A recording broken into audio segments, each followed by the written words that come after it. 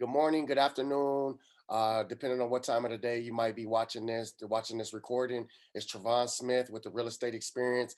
And today I'm excited. It's one of the people I've been trying to get a hold of. It's a lady that I've watched for years before I had a chance to meet her. We'll go into the backstory a little bit later. Um, but I've watched her. She stays busy. And one of the people that helped me decide that, okay, this is the profession I want to do. So I kind of watched her social media and things amongst that to kind of see what it takes to be a realtor. But we have the one and only Miss Amy Alvarez. How you doing? I'm good, thank you. How about yourself? I'm doing good. I'm doing it. Like I said, it's definitely a pleasure to talk to you. I know you're a busy lady. I see you always got a phone line blowing up because your social media is always blowing up. So I want to jump right into it because it's 15 minutes all about you. It's not about me, and I want to get as much information as I can out of you for the 15 minutes. So I always like to start off by how did you get into real estate, and what made you pursue that career pathway? I wanted to choose a career path that I knew that there was always a need for and something that I was really passionate about. And I knew that people always need a place to live. Uh, So, okay, so people always need a place to live. And real estate, it was something that you're passionate about because you're a people's person, correct? Yes. Okay. So I yesterday, love helping people. helping people, Yeah.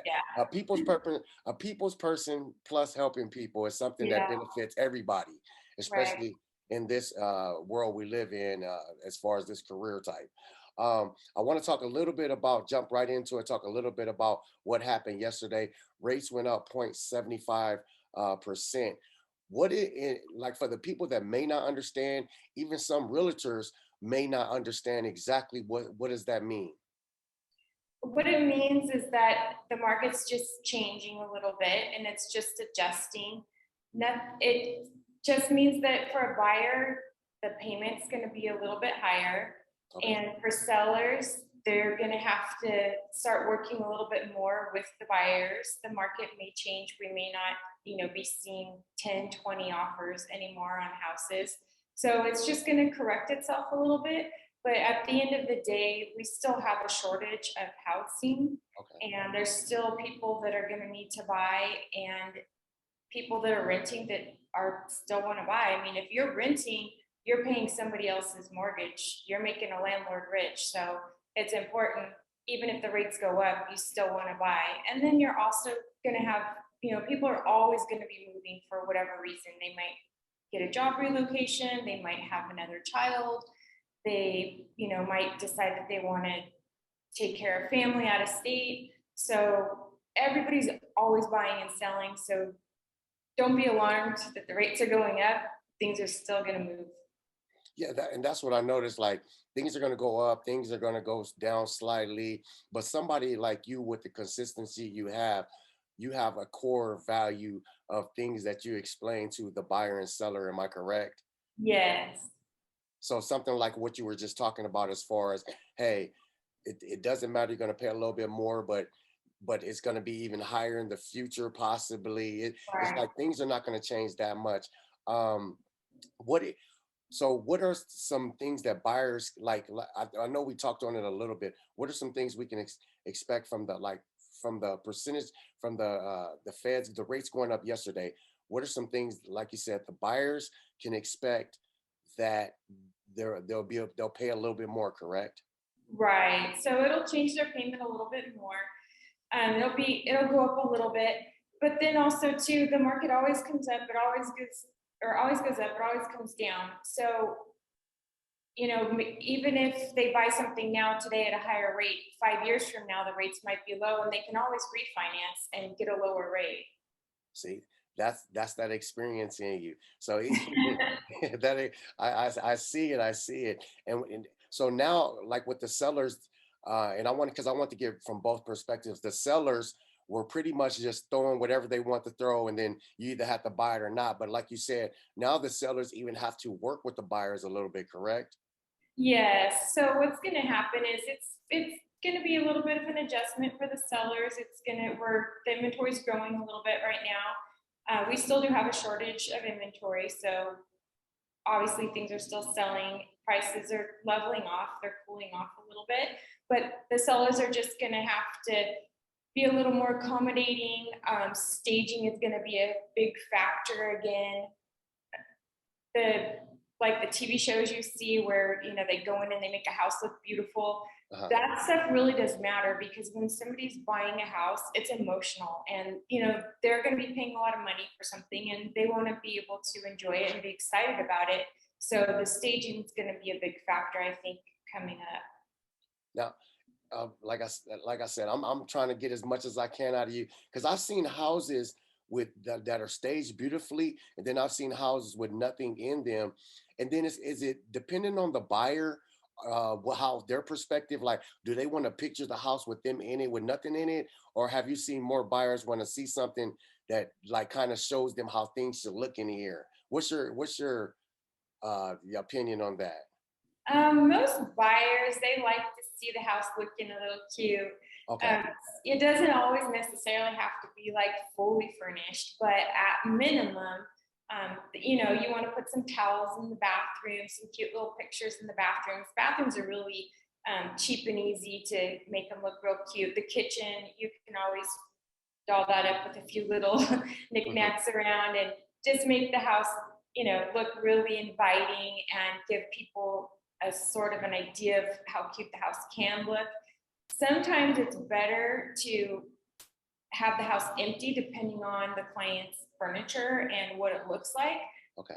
So just depending on the client, sometimes I work with the furniture that they have. And then other times I'll tell them, you know what, I think it's best if you guys just go ahead and pack everything up. When I say everything, I mean everything. Yeah. Don't even leave a picture on the wall. And let's get some fresh paint in here.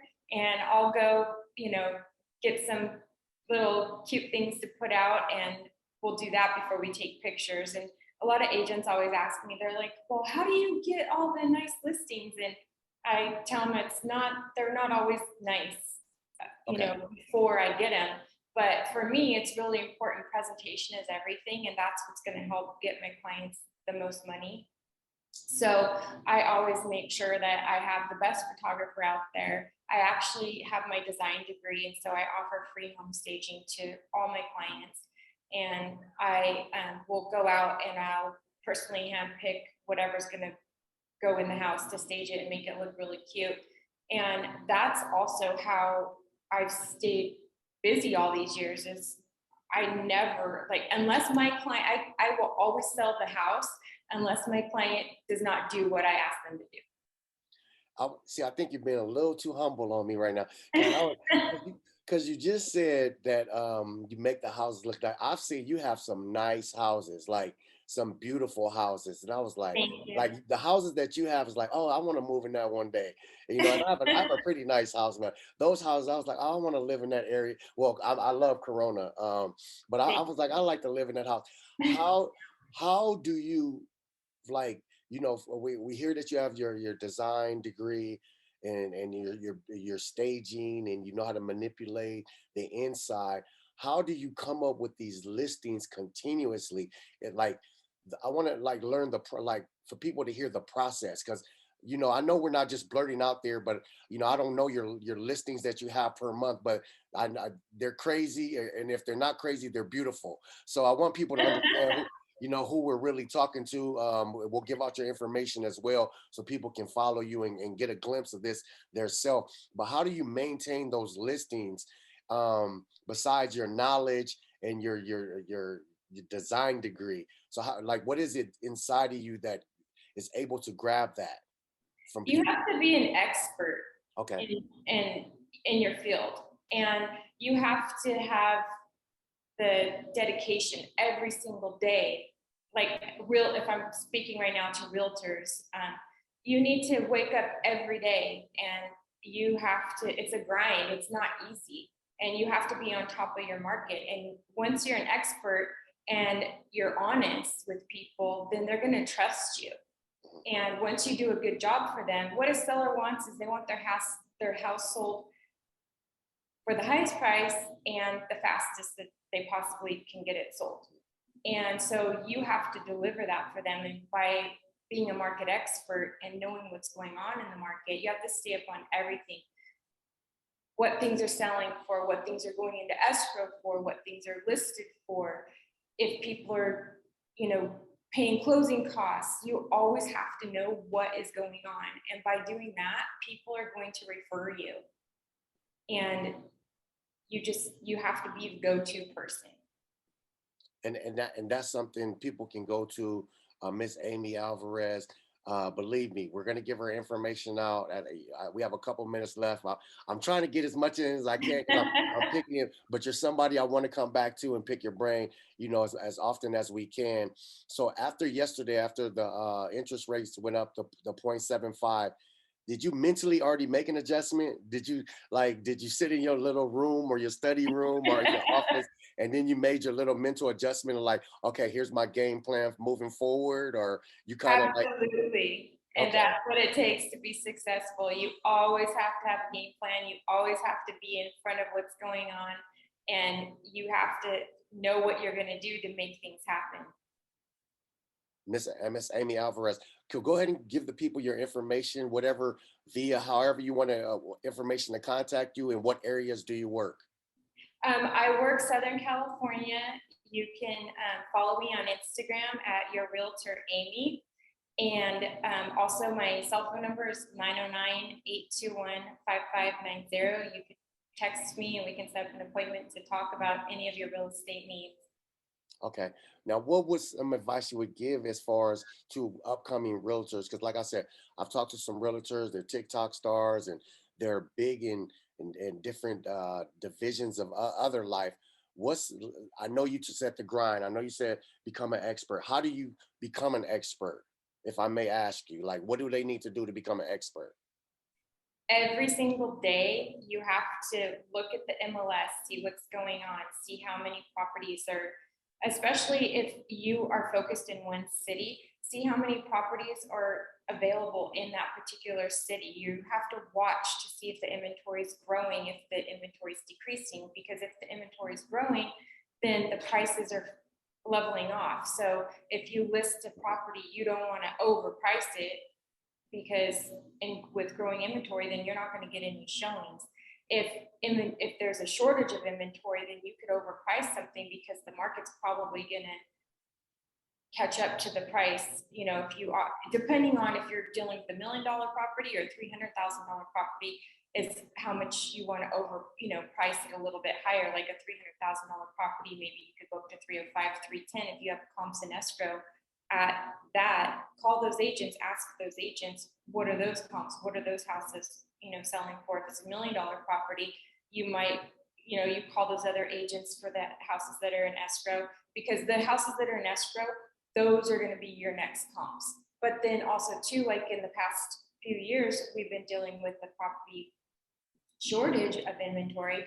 So now you have to be careful too, because it's not just seeing the price on the offer, but you also have to make sure, is that house going to appraise? And if it's not going to appraise, then you have to counter the buyer and ask them to pay cash above appraised value, or remove the appraisal contingency altogether to actually get that realistic price for your seller, because anybody could offer any price, but are you going to get that price? So those are the different things where you have to be an expert at what you're doing, because anybody could say, talk is cheap. People could, say whatever, but are they going to get you the results? That's what matters.